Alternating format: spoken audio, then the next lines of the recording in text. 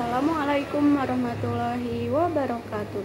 Perkenalkan, nama saya Beriana Zakiatun Lupus dari Prodi Sistem Informasi dengan NPM 24701111109 kelas 24 S31 dengan mata kuliah Sistem Operasi, dosen pengampu Bapak Darsin Eskom MTI.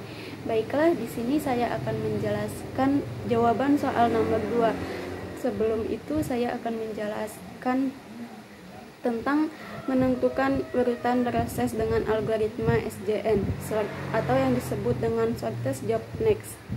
Langkah-langkahnya itu yang pertama, kita urutkan berdasarkan waktu kedatangan.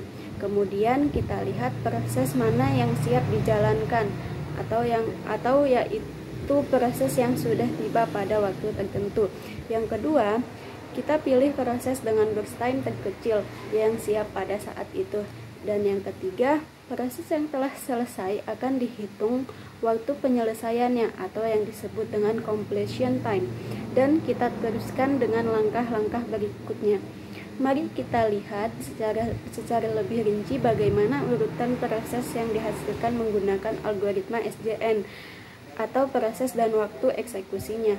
Proses P1 kedatangan 0 itu burst time-nya 4. Proses P2 kedatangan 1 burst time-nya 3. Proses P3 kedatangan 2 burst time-nya 5. Proses P4 kedatangan 3 burst time-nya 2. Sedangkan proses P5 kedatangannya 4 burst time-nya 6. Langkah-langkah penjadwalan SJN. Yang A itu ada waktu 0, hanya ada proses P1 yang siap, jadi P1 yang dijalankan. Proses yang selesai pada P1 itu waktu selesai P1 sama dengan 0 ditambah 4 menghasilkan 4. P1 selesai pada waktu 4B. Yang B itu ada waktu 4. Proses yang tiba-tiba pada waktu ini adalah P2 atau kedatangan 1. P3 kedatangan 2, P4 kedatangan 3, dan P5 kedatangan 4. Kita pilih proses dengan burst time terkecil. Itu proses P4 memiliki burst time 2. Jadi P4 dijalankan terlebih dahulu. Proses yang selesai pada P4, waktu selesai P4 itu sama dengan 4 ditambah 2 menghasilkan 6. Sedangkan waktu selesai pada P4 itu memiliki waktu 6. Yang C itu ada waktu 6. Proses yang tersisa adalah P2 atau burst time 3. P3 burst time-nya 5 dan P5 burst time-nya 6. Kita pilih proses dengan burst time terkecil terlebih dahulu, yaitu pada P2. Waktu proses pada P2 yang selesai itu P2 sama dengan 6 ditambah 3, maka menghasilkan 9. P2 itu selesai pada waktu 9.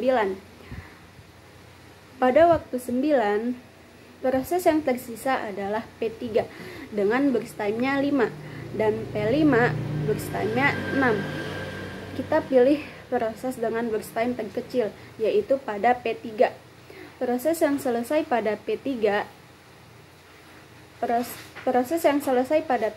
waktu selesai P3-nya sama dengan 9 ditambah 5, maka menghasilkan 14. Dan P3 selesai pada waktu 14. Waktu 14 itu proses yang tersisa adalah P5. Proses yang selesai pada P5 itu waktu selesai P5 sama dengan itu yang selesai pada P5 sama dengan 14 ditambah 6, maka menghasilkan 20. P5 selesai pada waktu 20 berurutan. Proses yang dijalankan itu menggunakan proses SJN. P1 berurutan dengan P4, berurutan dengan P2, berurutan dengan P3, dan berurutan dengan P5.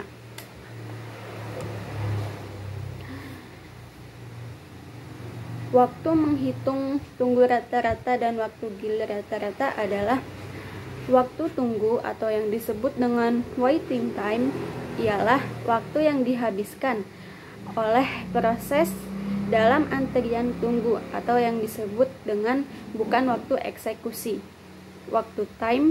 Waiting time itu sama dengan waktu mulai eksekusi hingga waktu kedatangan. Sedangkan waktu gilir atau yang disebut dengan turnaround time ialah waktu yang dihabiskan oleh proses dari waktu kedatangan hingga selesai. Turnaround time sama dengan waktu selesai hingga waktu kedatangan. Berhitungan untuk setiap prosesnya. Yang A pada P1 itu waktu kedatangan sama dengan 0. Kenapa waktu kedatangan P1 0? Kenapa waktu kedatangan pada P1 sama dengan 0? Karena proses yang awal tadi waktu kedatangannya itu 0. Sedangkan waktu selesai pada P1 itu adalah 4.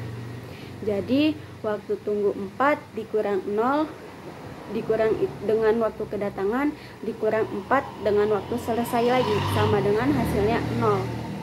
Sedangkan waktu gilir sama dengan 4 dikurang 0 sama dengan 4. Kenapa 4 dikurang 0? Karena waktu selesai dikurangi dengan waktu kedatangan sehingga menghasilkan waktu gilirnya adalah 4. Yang B itu ada P4. P4 itu waktu kedatangannya 3 karena prosesnya tadi pada P4 itu menghasilkan 3. Sedangkan waktu selesainya itu menghasilkan 6. Jadi waktu tunggu itu 6 pada waktu selesai dikurang dengan waktu kedatangan itu 3. Jadi 6 dikurang 3 dikurang 2. 2 ini terdapat dari P4.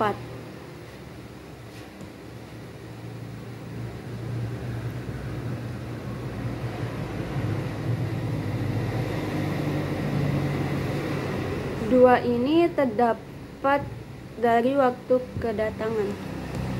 Kalau nggak salah dari waktu kedatangan pada P4 tadi.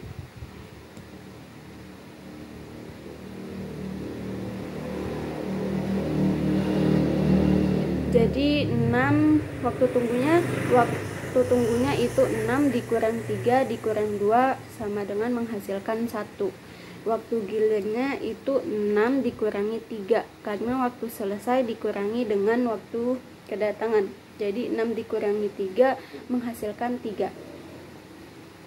Untuk yang C pada P2 itu waktu kedatangan 1, waktu selesainya menghasilkan 9. Jadi waktu tunggu 9 dikurangi 1 dikurangi 3.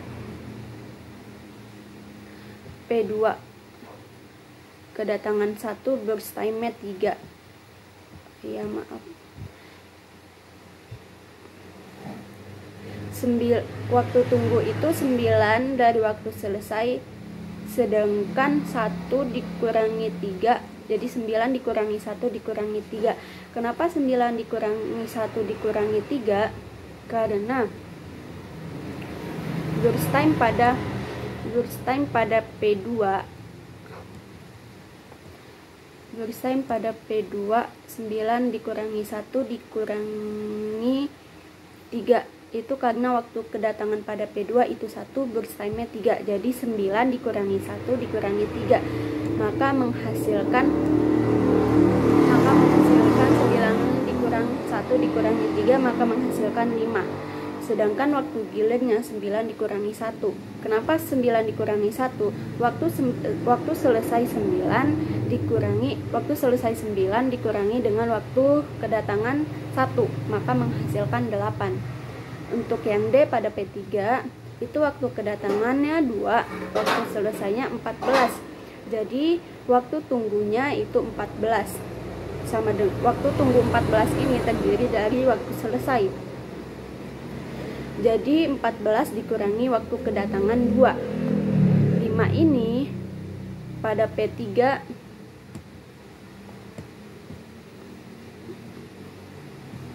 ini pada P3 itu burst time-nya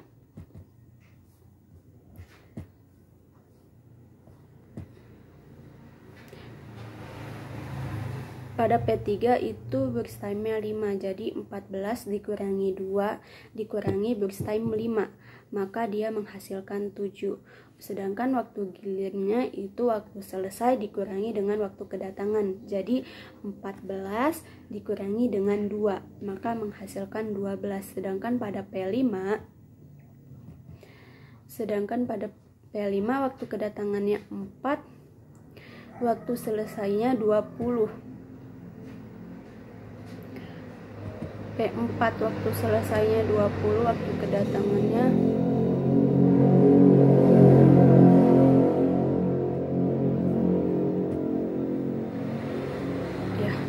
P5 waktu kedatangannya 4, waktu selesainya itu 20. Jadi waktu tunggu itu sama dengan waktu selesai, jadi 20 dikurangi dengan waktu kedatangan. Waktu kedatangannya itu 4. Kenapa dikurangi 6 lagi? Jadi 20 dikurangi 4 dikurangi 6 itu sama dengan 10. 6-nya ini terdapat dari, dia kan P5, 6-nya ini terdapat dari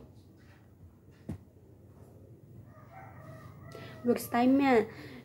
Kalau ditanya kenapa sih Pak dia dikurangi 6, 20 dikurangi 4 dikurangi 6 itu dari burst time-nya, sama dengan halnya dengan P3, P2, P1.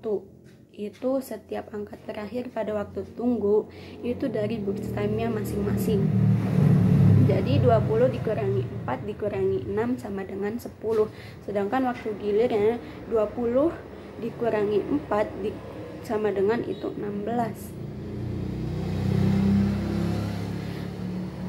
Baiklah, kita akan menghitung waktu rata-ratanya.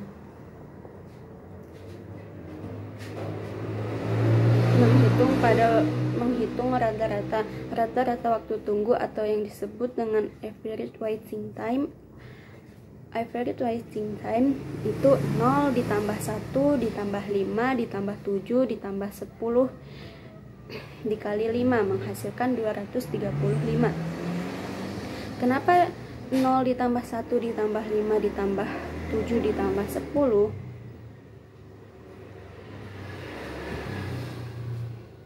Karena P1 ditambah P4 ditambah P2 ditambah P3 ditambah P5. Jadi 0 ditambah 1 ditambah 5 ditambah 7 ditambah 10 dikali 5 itu menghasilkan 235. Atau dalam satuan unit waktunya 4,6. Jadi 235 dijadikan waktu itu 4,6 unit waktu. Rata-rata yang kedua itu rata-rata waktu gilir atau yang disebut dengan average turnaround time. Itu menghasilkan 4 ditambah 3 ditambah 8 ditambah 12 ditambah 16 dikali 5 menghasilkan 435.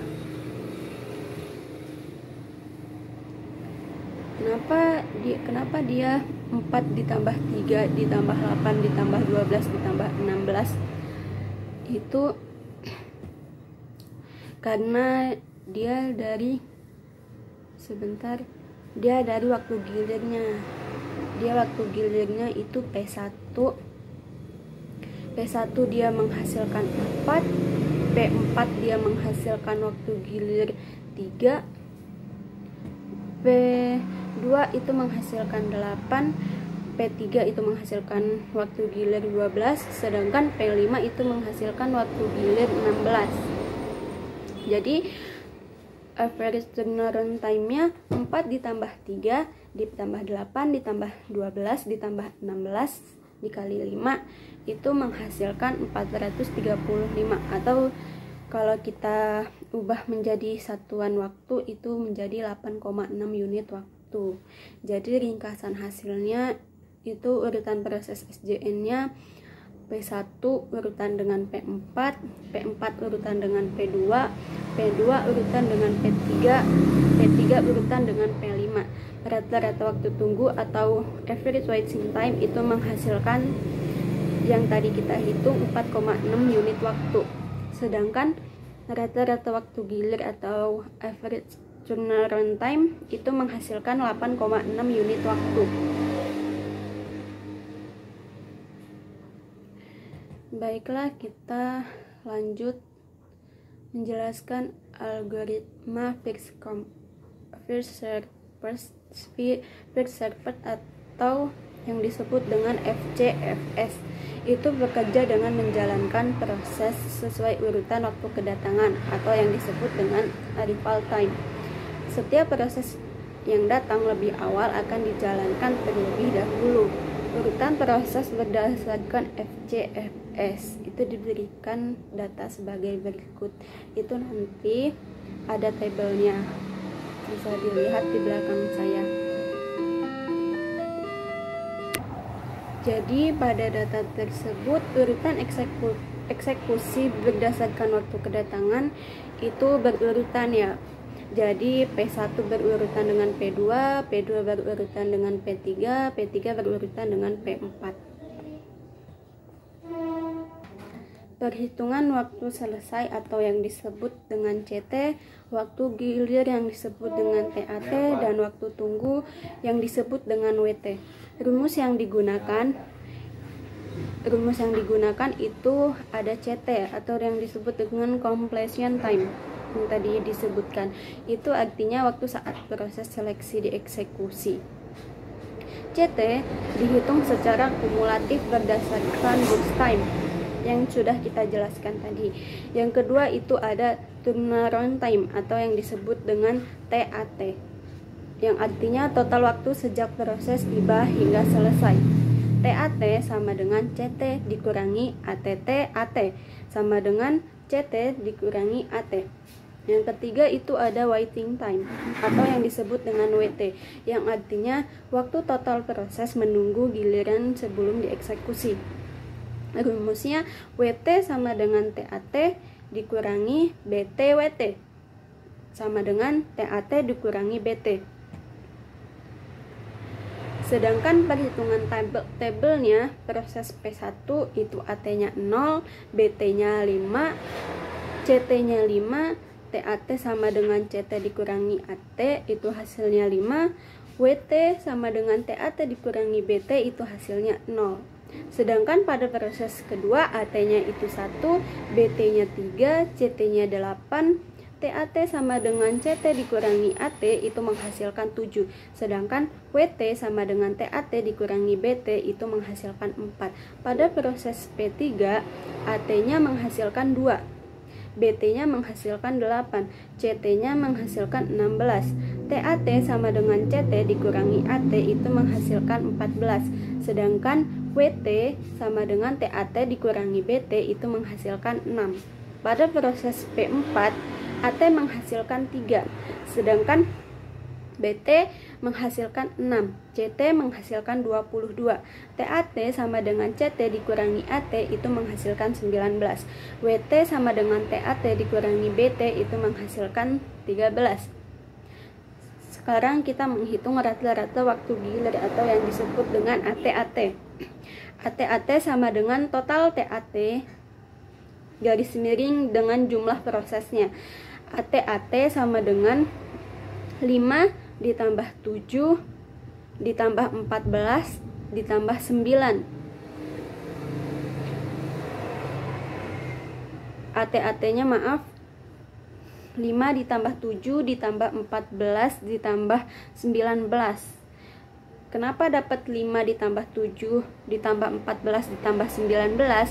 Karena jumlah TAT sama dengan CT dikurangi AT itu 5 ditambah 7 ditambah 14 ditambah 19 dibagi dengan 4. Jadi menghasilkan 45, yang penjumlahan tadi 45 dibagi dengan 4, dia menghasilkan 11,25.